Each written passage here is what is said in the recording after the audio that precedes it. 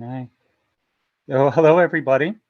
Welcome to the Rhinebeck Historical Society meeting this month. Glad everybody could join us on Zoom. I wish we were in person.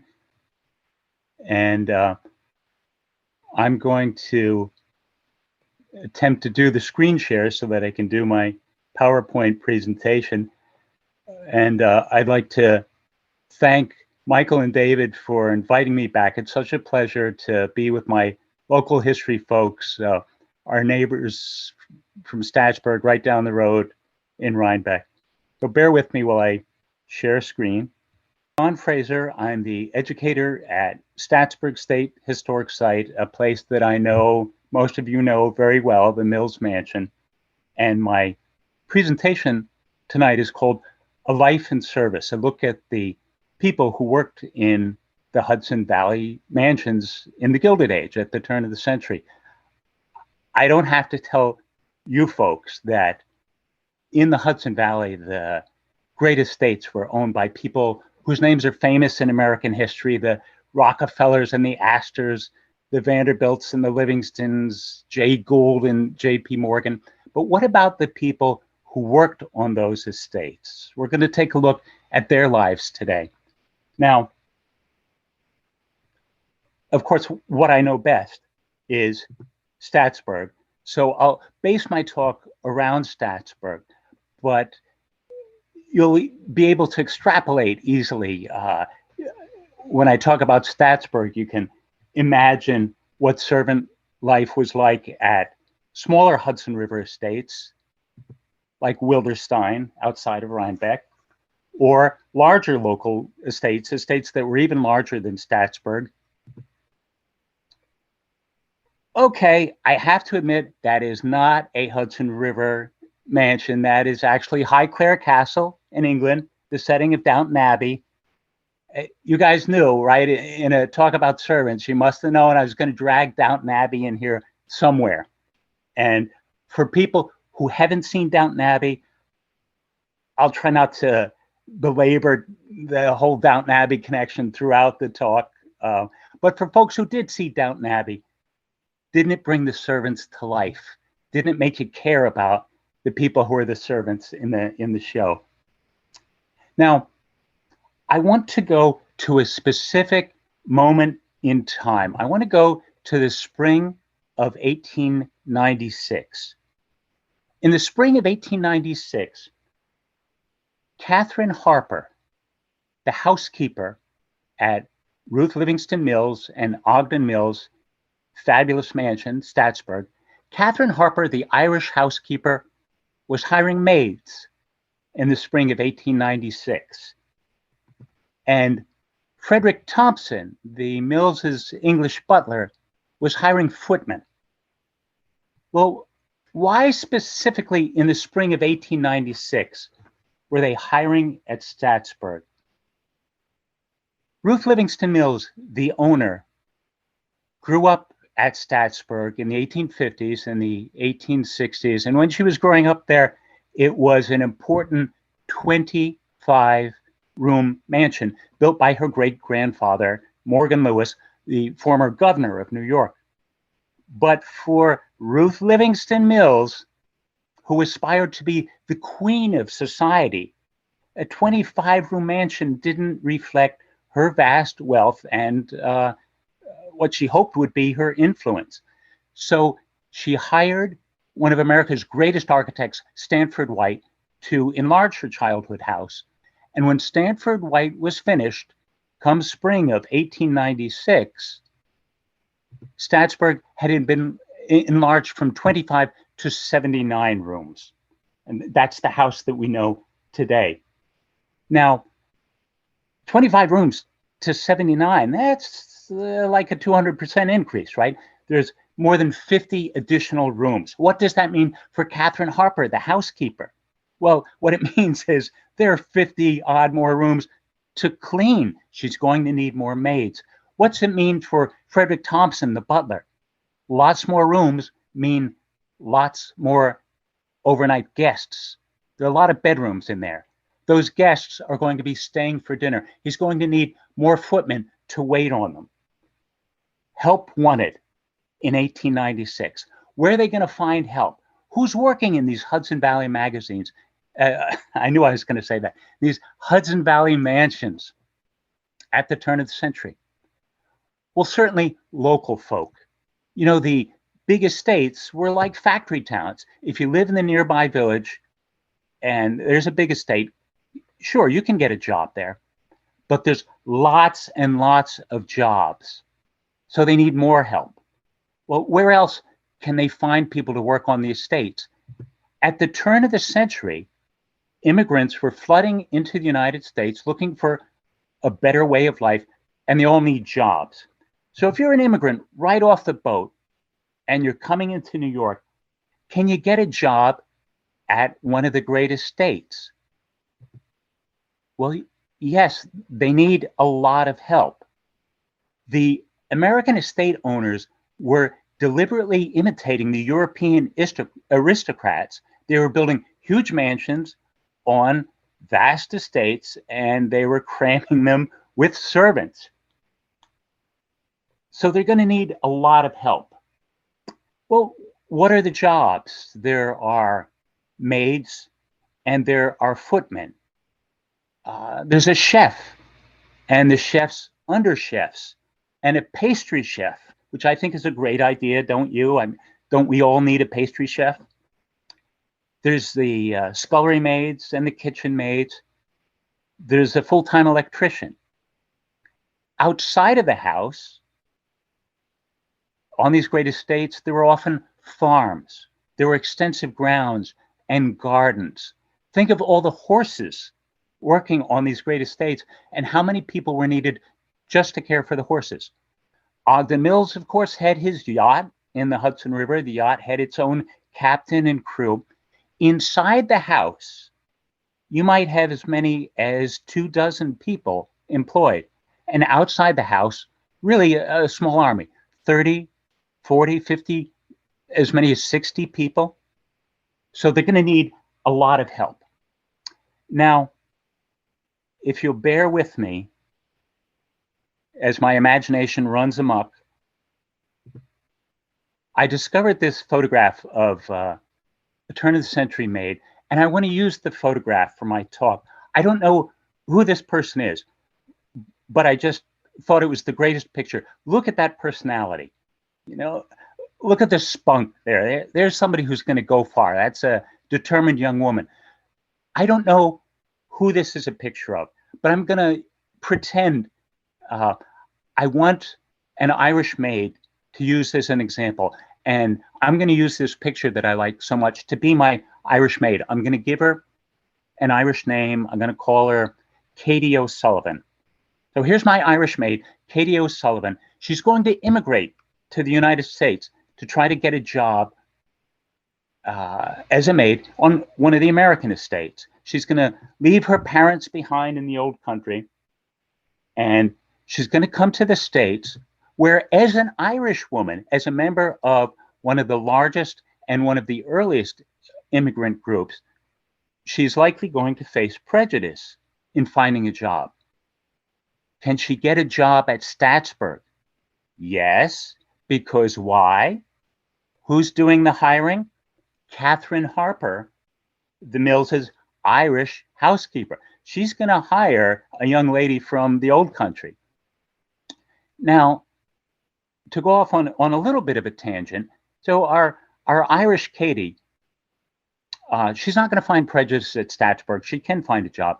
Well, what about other people? Who else might run into prejudice? Well, there were Black servants in the Gilded Age.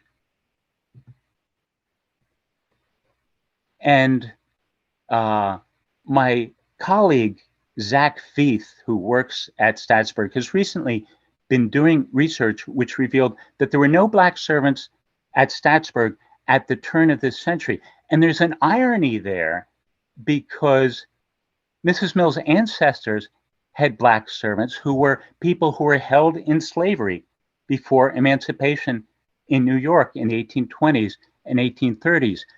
Melody Moore, our former site manager, pointed to a historical account of Morgan Lewis's funeral. Morgan Lewis, who built the first Statsburg, who was Ruth Mill's great-grandfather, when he died in the 1830s, after emancipation, this historical account said that there were Black servants dressed in livery at Morgan Lewis's funeral.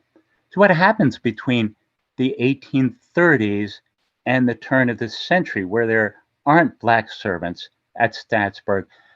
Zach's research revealed that the Mills's farm manager had a Black servant, but no Black servants at the big house. If you were Black, or heavens, if you were Asian or Hispanic, if you were so many things, you would probably run into prejudice looking for your job. But our Irish woman, Katie, we're going to say that Katie got the job. Now, do we want Katie to have the job? Is it a good job to have? Well, servants at the turn of the century typically worked 15 and 16 and 17 hours a day. They worked 6.5 days a week. It was a long, hard work day. And when I started doing research into servants, I discovered that there is a whole genre of paintings that show servants falling asleep. Well, you can imagine you're working that kind of work day, very hard work, 16 hours a day. The minute you stop, you probably fell asleep. So I guess it was a thing that people were accustomed in these big houses to seeing servants still on the job. Well, if they stopped for a second, they fell asleep. So here you have, in the Gilded Age, a servant sleeping. And look, 1600s, servant sleeping. 1700s, servant sleeping. Let's throw a footman in for gender balance. The maids lived in sometimes unheated attic rooms. Here you see a pot-bellied stove. This is the Merchant House in New York City, where you see two maids to a room. At Statsburg, it was kind of luxury living. We think one maid to a room. No room for a husband in there. No room for children. How are you going to care for children if you're working 16 hours a day? OSHA is not going to inspect your work conditions to make sure you're safe. They haven't invented concepts like overtime and paid vacation. So it's a tough job. But for a turn of the century immigrant, say a maid working in a mansion, hard as the job is, might be better off than an immigrant who is living in a filthy rat-infested slum tenement. Working in a mansion might be better than a child having to work in a dangerous sweatshop. So we think, the job of being a servant in a turn of the century mansion in the Hudson Valley was a very tough job, but maybe for these immigrants, a good way to get a start in life in the United States. The Millses, for example, paid the servants a decent wage. They're able to save money because they're living with free room and board. People coming from places like Ireland may not have eaten well their entire lives, and now they're working in mansions that are teeming with rich food. Catherine Harper, the Mills's Irish housekeeper, was able to save enough money to buy a very nice house for herself in the village of Statsburg.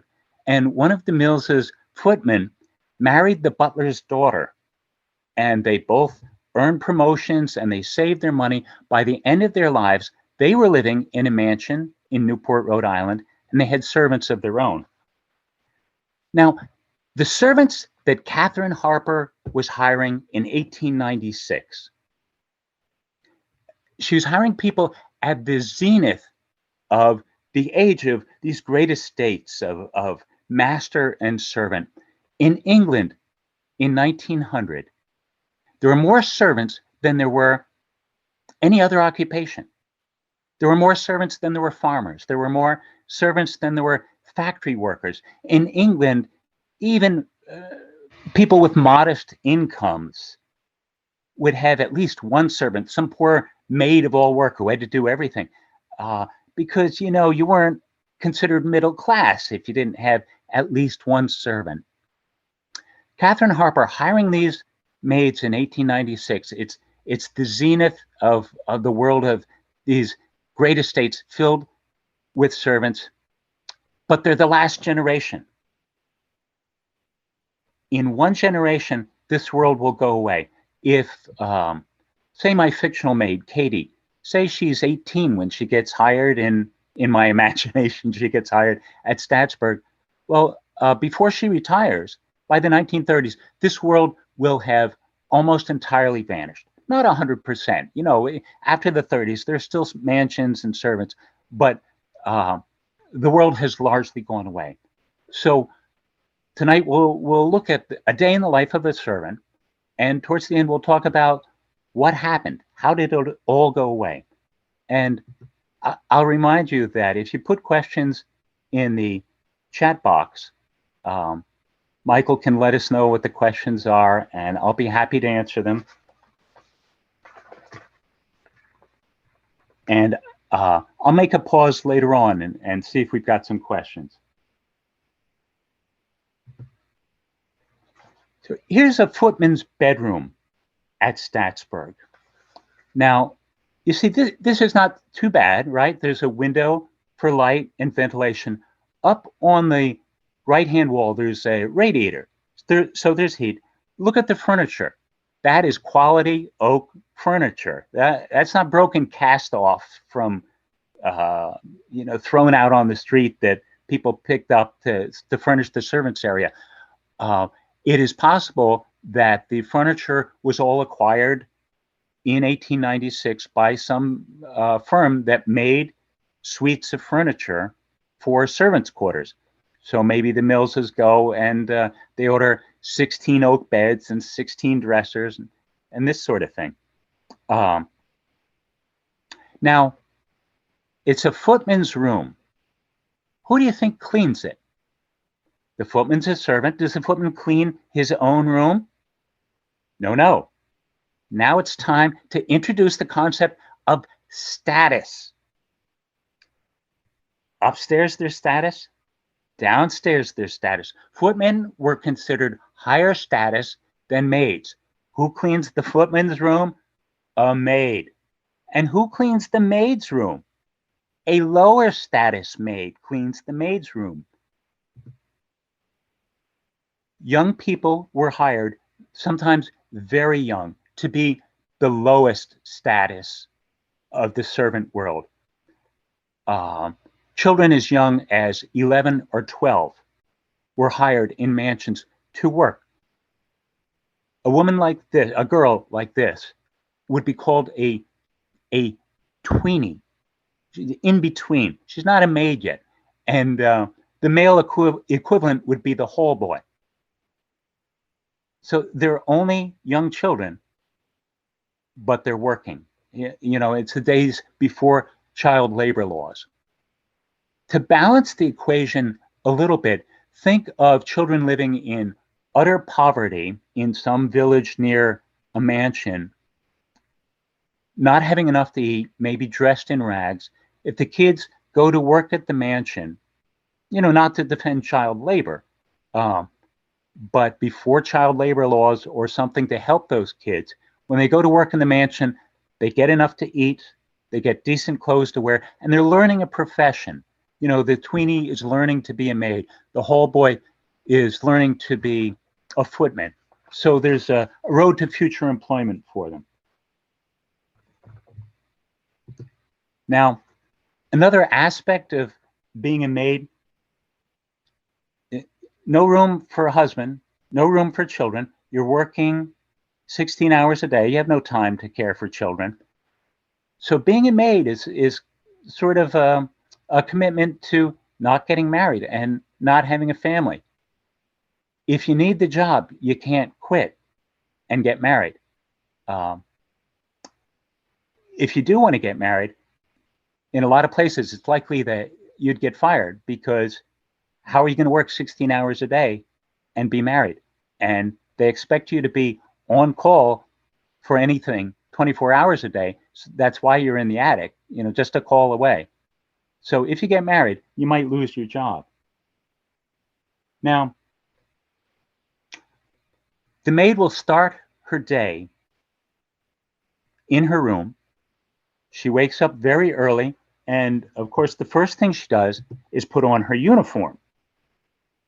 Well, the Millses and families like them don't want any confusion. Hey, you're a guest in the house and you come to the house for the first time. We don't want any confusion about who's a guest and who's a servant. The status, the divide, they want it to be very clear.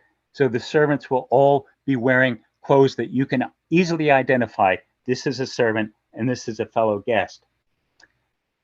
The maid gets up, she gets dressed in her uniform. She's looking at a 16-hour day. Well, what's the first thing she wants to do? Maybe you need a hearty breakfast, right? To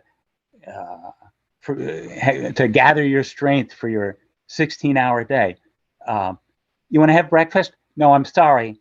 You've got a lot of work to do before breakfast. The maids get up early while the guests are still asleep. The guests have been up late partying. They're going to sleep late. This is the opportunity to clean the house. So grab your rug beater. There's a lot of work to be done.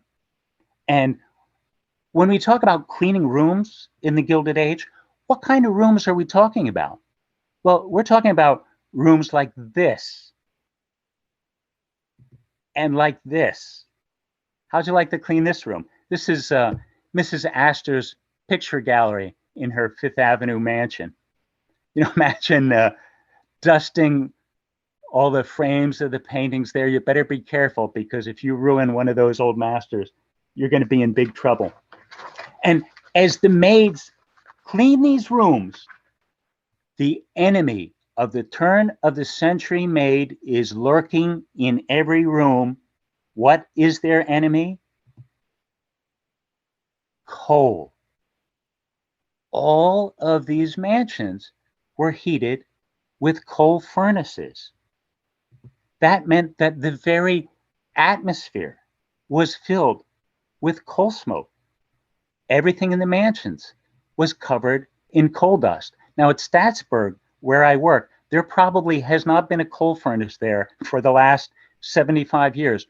But I assure you, everything, almost everything, is still covered in a dusting of coal soot. Well, all this hard work, we need to help out these turn of the century maids. What are we going to do to help them at the turn of the century? We're going to invent labor-saving devices. Here's the maid with the rug beater. She can put the rug beater away because we're going to invent the vacuum cleaner. Imagine the difference for the maids between having to haul a huge Turkish carpet outside and beat it with a carpet beater. Imagine the difference once you've got a vacuum cleaner. Here's another key invention, the electric iron. I'll tell you that one of the best pieces of historical writing that I have ever read is in Robert Caro's biography of Lyndon Johnson. Robert Caro, C-A-R-O. In the first volume of the biography of Lyndon Johnson, he writes about what life was like in rural areas before electricity came, and how hard life was, and how people were old before their time because the work was so hard. And he writes very movingly about the task of ironing. The women called those irons sad irons, S-A-D. The job was just brutal. You'd have to line those irons up on a hot stove, winter and summer. Iron the clothes. It's got to be just right. You can't scorch the clothes. You're heating the irons on a coal stove. Well, don't get coal soot on the master's white shirt. And I would imagine, these things are heavy. I would imagine that I start this job, you or I start this, and after about 5 minutes, standing next to the hot stove, trying to iron with one of these things, 5 minutes, I'd be done. But if you're a laundry maid, this is what you do all day. You iron and iron. What a joy for them it must have been when they invented the electric iron. Well, maybe a joy is putting it far too strong, but if one believes the photographs, it did put a smile on the face of at least one maid. Notice this must be a pretty early iron. As you can see in the background, it's plugged right into the light socket. And speak light sockets. What did the invention of the electric light mean for servants?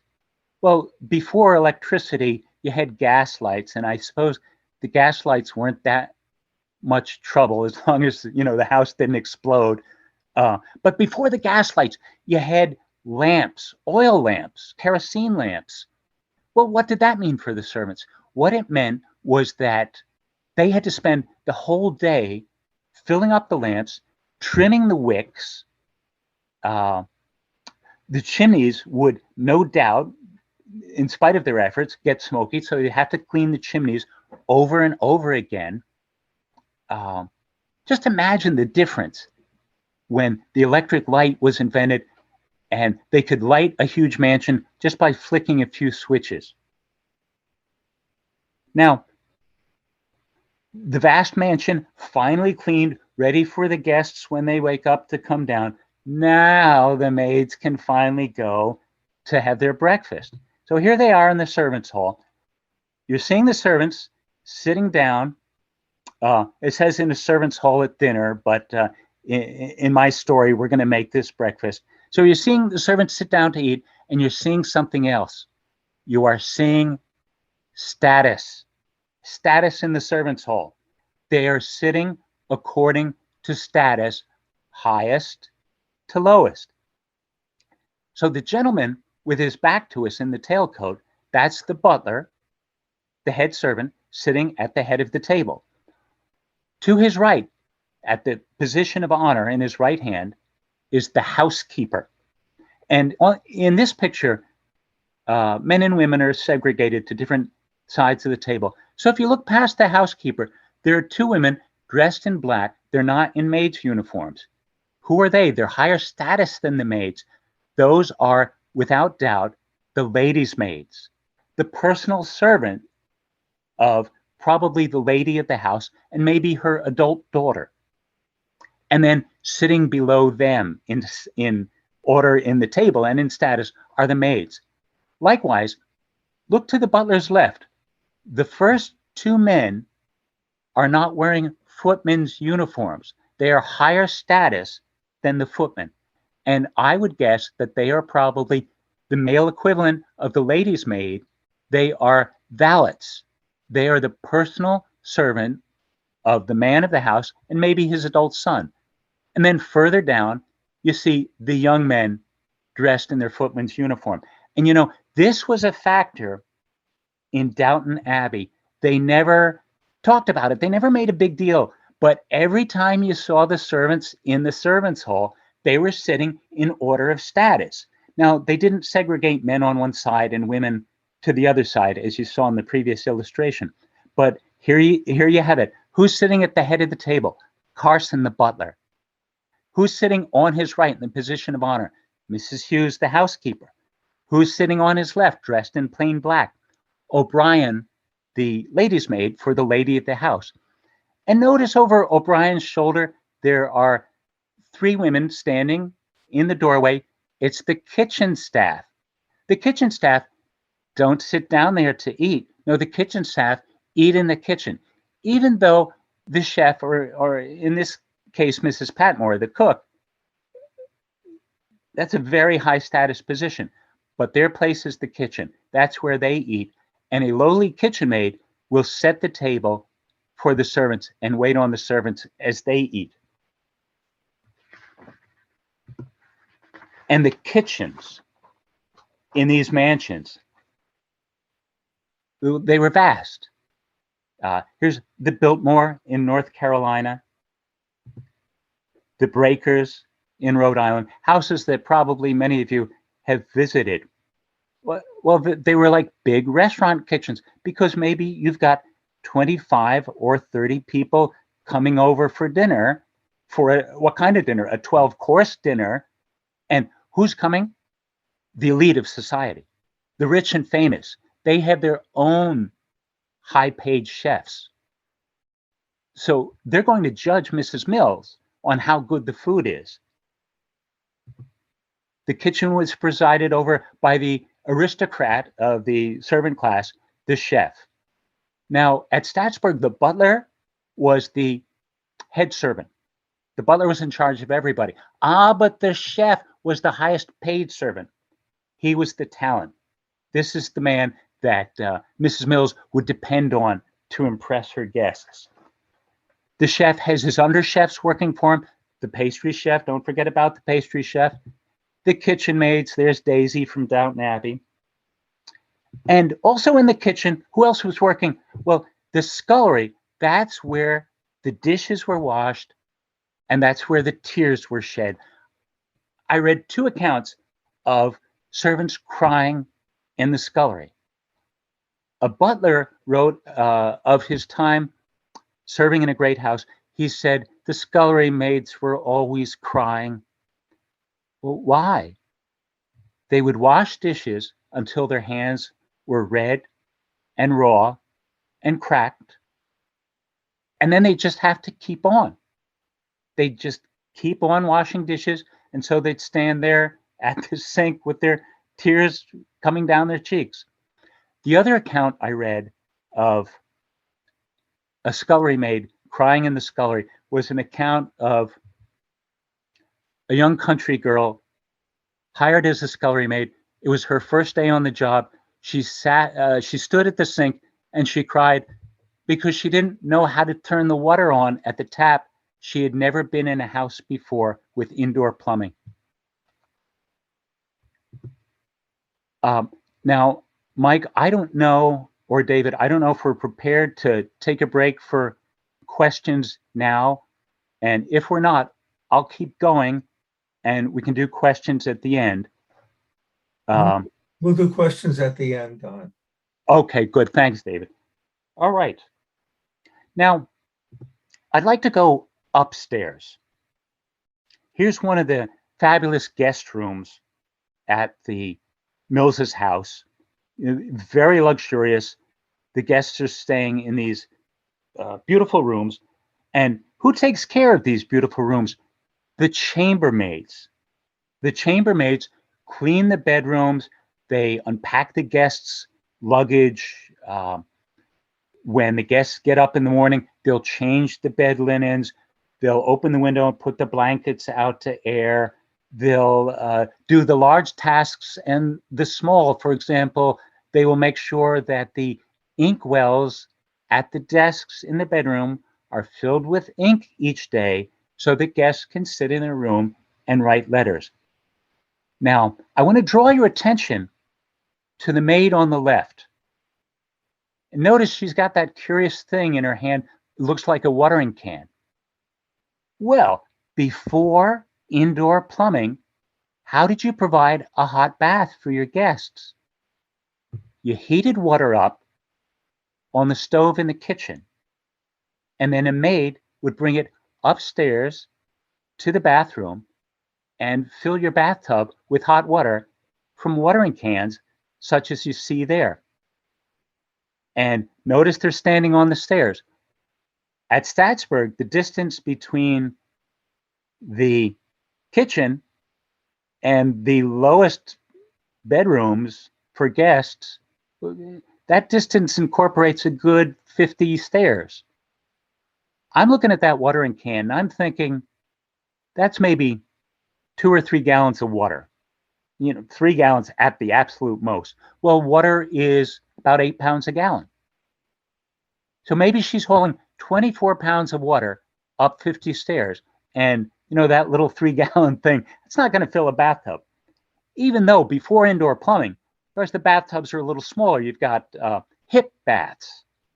But nonetheless, the hip baths take up quite a bit of water. And the maid would be expected to stand there while the guest bathes with a can of hot water. And when the person wants a little more hot water, please may I have some more hot water. and then the maid will have the big fluffy towel ready for when the bath is done. Can you imagine the relief of the maids when indoor plumbing comes along and they can finally fill up a bathtub just by turning on the tap? Not that their life is easy after indoor plumbing. Of course, you have to clean the bathtub after every bath, and you have to change the towels, and you have to dry off the soap. Well, bathtubs aren't the only improvement that comes with indoor plumbing. This subject is so terrible, you almost don't want to talk about it, but you have to. Chamber pots. If you've got a big house full of guests before indoor plumbing, everybody has got a chamber pot. And the maids in the morning have to go to each room under the bed. They will find the chamber pots, and it is the maid's job to empty the chamber pot, scour it, make sure it's clean and fresh, and return it. It is so disgusting that you almost don't want to think about it, but you have to. It is the most potent symbol of what it meant to be a maid. I have to clean your chamber pot. How relieved the maids must have been when flush toilets finally came in. Now the guests have slept late. They've enjoyed a nice breakfast.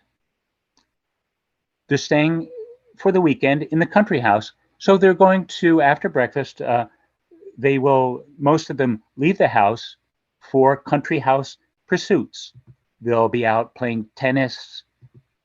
They'll play golf. You know, the Millses and their neighbors, the Dinsmores, had a private golf course across the street. Ogden Mill's yacht would be on the river. So these are the kind of outdoor pursuits at the country house during the day. The main event at these country house parties was a very formal dinner. So the guests will bring their best clothes, and in the evening they will change into their best clothes, and they will come into dinner. Now, just glancing at a table like this, you can imagine what this means for the servants. I mean, let's discount the meal itself, the entire elaborate preparation of a 12-course meal that's happening downstairs in the kitchen. Well, just look at the table. Before the guests come in, the tablecloth has to be laid. You know, some beautiful Irish tablecloth that has been washed by hand, Irish linen tablecloth, washed by hand, ironed with those sad irons. Then the head gardener comes in and puts down some fabulous floral centerpiece. Then the footmen can come in wearing their gloves to set the table, put the chandeliers on. They're wearing their gloves so they don't leave any fingerprints. And then finally, the butler will come in with his butler stick, a ruler. He's going to measure everything on the table to make sure that everything is geometric, everything's exactly the same distance from everything else. Now, dinner is so formal.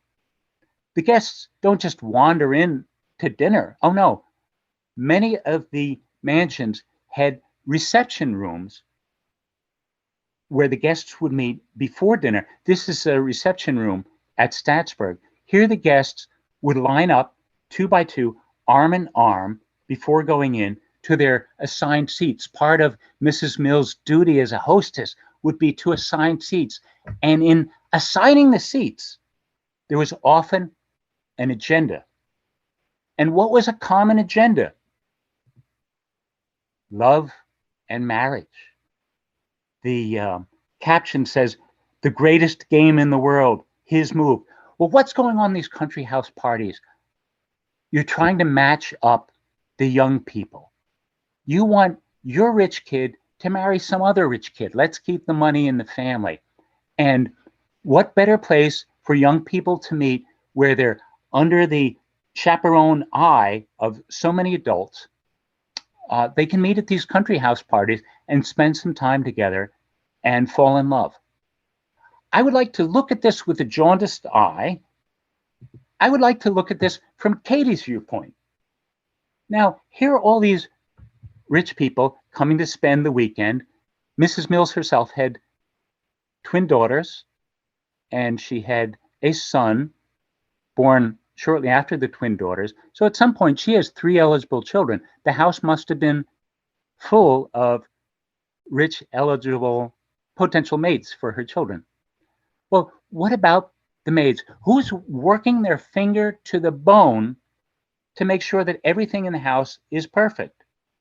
The maids. Well, what about their romantic life? It was a common feature in advertisements for servants, for maids at the turn of the century. Say, the advertisement might say, maid wanted at such and such a house for such and such a job. And very often the advertisement would say, no followers. What does that mean? What's a follower? Well, the follower is a gentleman caller. The maids are not supposed to have anybody coming to pay court to them. The maids are supposed to be working. They're supposed to work a 16-hour day, and the employers don't want young men hanging around the kitchen door hoping to catch the maid when she sits for a minute to have her tea and distracting her from her work. So a major theme in these country houses is that they are places for romance, that they are places for the young rich people to meet.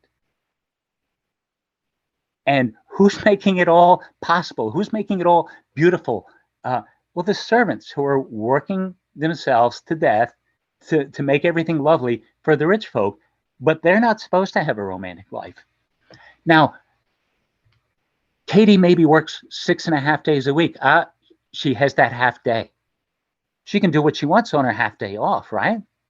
So let's imagine that on her half day off, Katie is going to go to town. She can catch the train in Statsburg, and she could take the train to Poughkeepsie, right? She could go to, what was the Bardavon called? I think it was the Collins Opera House, right? She might go to the Opera House, or she could go to that big amusement park on the river where Marist College is now. And maybe she'll meet a young fella. And you know what else? She wears the uniform 6.5 days a week. She can get dressed in nice clothes for her half day off. What a relief it must have been to finally take off the uniform and dress in civilian clothes. So Katie will get dressed in her best to go to town. What's the indispensable article of the wardrobe for the maid who's going to go into town on her half day off, hoping to meet a potential beau? The indispensable article of clothing is her gloves. She wants to conceal her red, raw hands that are an advertisement that she is a maid. Because if a young fella spots those red hands first, he's going to think, oh, she's a maid.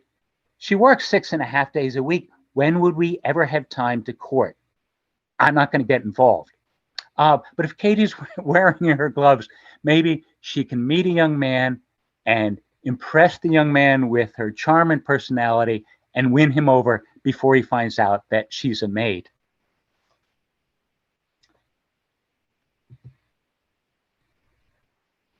The guests come in, men and women sitting together. Maybe Mrs. Mills has got the eligible young men sitting next to the eligible young ladies. Here's where the footmen are doing their job, waiting on the table. Imagine the tension in the kitchen as the meal unfolds. In a 12-course meal, the plates are removed and they're rushed downstairs to the weeping scullery maids. So everything behind the scenes is like a big restaurant operation. It's a scene of chaos and tension while the elegant dinner is happening upstairs. After dinner, the guests retire.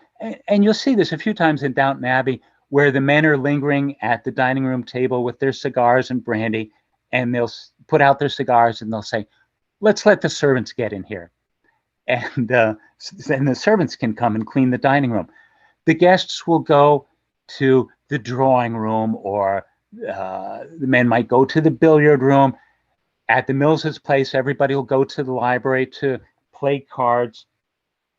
And at the end of a long day, Ruth Mills can finally retire to her fabulous bedroom, exhausted by the rigors of being a top society hostess. When the guests go to bed, the servants can finally start to wind down. The kitchen's being cleaned now. They're doing some prep for the morning, but they can do the rest of the prep early in the morning. The footmen have to stay with the guests until they go to bed in case the guests need another drink. But when the guests go to bed, then the footmen can start to knock off. The maids are going to have plenty of cleaning to do in the morning. The maids can finally get to bed. But the personal servants are still on.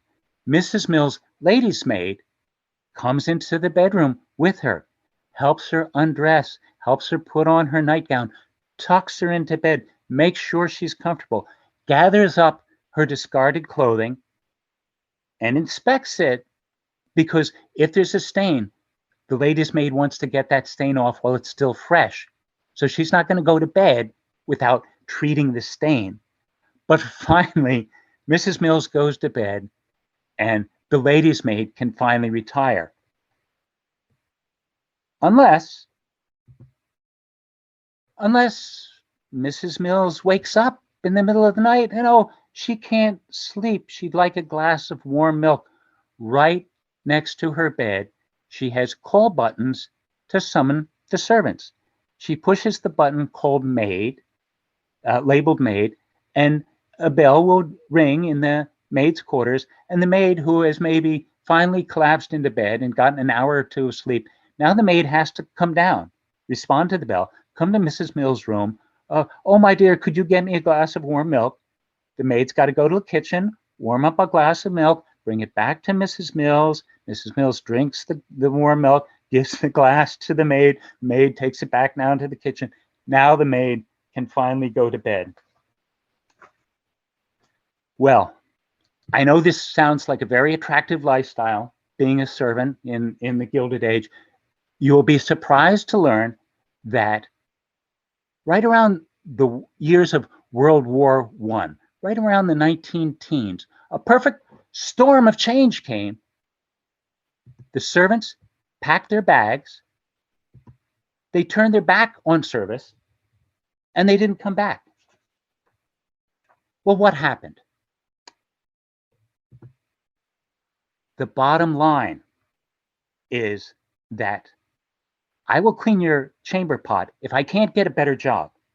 But the minute that I can, I'm going to leave.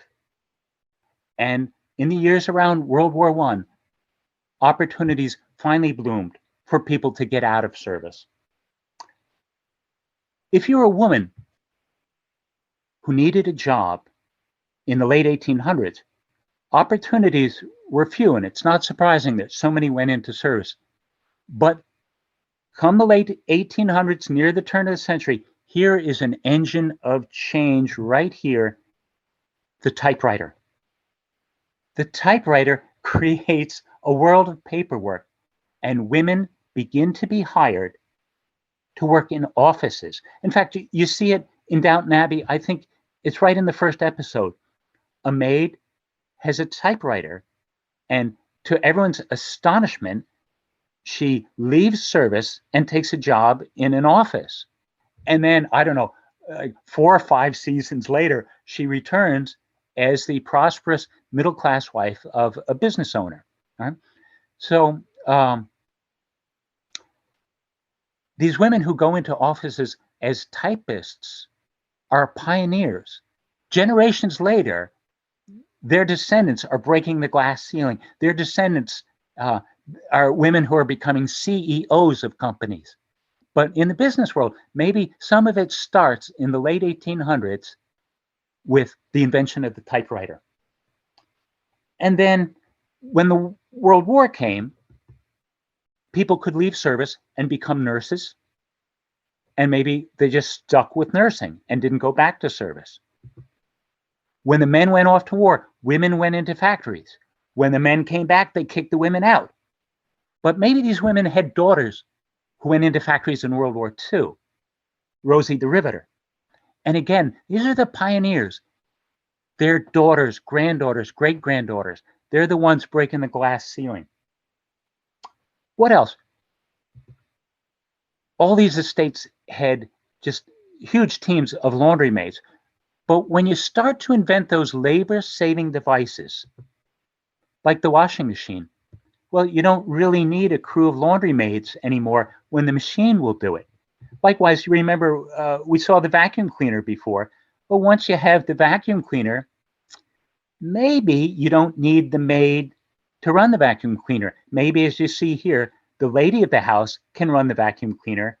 And in about 2 or 3 generations, the men will learn how the vacuum cleaner works, and maybe some men will run the vacuum cleaner. Now, I'm a little rusty on my facts, but I think it's 1914 that Henry Ford started to pay workers on his assembly line $5 a day. And other industrialists had to match him or try their best to match him. So right around the war years, World War I, 100 years into the Industrial Revolution, factory workers start to become middle class. They start to get paid well enough to start breaking into the middle class. Why do I want to be a servant and work 6.5 days a week, 16 and 17 hours a day, if I can get a job at a factory and take it easy and only work 6 days a week, 10 hours a day? And then, of course, the biggest thing to bring the world of the great estates to an end was the Great Depression. It wiped out so many fortunes. These Americans in the Gilded Age were building these vast palaces that they thought, like the palaces in Europe, they would last for generations. And so many of these Gilded Age mansions lasted 1 generation. They didn't last past the Depression. This is one of those great Long Island estates. And here's our local example, just out of Rhinebeck. And I frequently get this wrong. It's the Jones Mansion. I'm not going to say it because I'm going to get it wrong, but you guys will correct me. Oh, well. Now, Katie, our maid, my imaginary maid, say she's 18 when Mrs. Harper hires her in my imagination in 1896. By the time she's ready to retire in the 1930s, the world of great estates will largely have disappeared. I want to finish by mentioning one aspect of the relationship between servants and their employers that I haven't mentioned so far. I have taken a rather jaundiced viewpoint, but I'd like to mention that sometimes people living together, servant and employer, for decades at a time, developed close relationships. It's a theme in Downton Abbey. Oh, it's not too close. The employers always keep the servants at a certain distance, but you can tell there's a certain fondness. And we have evidence of that same sort of thing at Mills's, where people who work for them seem to genuinely think very highly of them. And I have an example. Now, Katie, my maid here, is a figment of my imagination. She's not a real person. But Catherine Harper, the Irish housekeeper who hired her, Catherine Harper was a real person. And I'd like to finish with a story about Catherine Harper and her relationship to the Mills family. Now, when Catherine Harper was a young Irish immigrant, she was hired by Ruth Mills' mother to be Ruth Mills' nanny. Ruth Mills had a twin sister, and Catherine Harper was hired to be the nanny for these 2 young girls. You can see Ruth Mills' regard for Catherine Harper if you read between the lines right? Ruth Mills grows up to be a powerful, famous, important social hostess. Who is she depending on to make sure everything in the house is perfect? Who does she hire as her housekeeper? Her former nanny, Catherine Harper. Who Ruth must have held Catherine in the highest possible regard. And you can see Catherine's regard for Ruth Mills in Catherine Harper's last will and testament, which my colleague Maria Reynolds discovered in her research. Catherine Harper died in 1901, and she mentions the Millses in her last will. In 1901, Ruth Mills' mother, the person who hired Catherine as a nanny when she was young, Ruth Mills' mother was very elderly, but still alive. And in Catherine Harper's will, she left $100 to Ruth Mills' mother. And she said she was leaving it, quote, as a slight token of my esteem and affection for her, and also to make up for any shortcomings in my services to her. And Catherine Harper owned a very nice house in Statsburg, and she left that house in her will to Ruth Mills.